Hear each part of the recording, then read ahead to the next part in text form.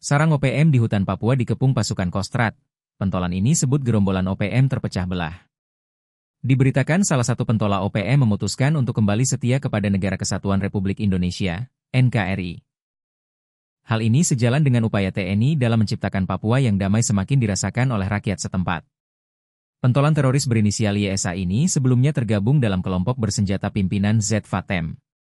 Dia memutuskan melarikan diri dari kelompoknya karena tekanan internal, kondisi hidup yang semakin sulit di hutan dan visi misi OPM sudah tidak sesuai dengan hati nuraninya sehingga saat ini telah terjadi perpecahan dalam kelompok.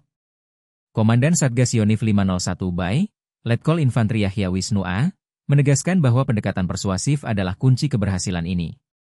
Kami tidak melihat masa lalu, kami melihat harapan ke depan. NKRI terbuka untuk siapapun anak bangsa yang ingin kembali, ujar dan Satgas, Selasa, 15 April 2025. Keberhasilan ini diharapkan menjadi inspirasi bagi anggota kelompok separatis lainnya untuk mengikuti jejak YSA, mengakhiri konflik dan turut serta membangun Papua yang damai dan sejahteraan.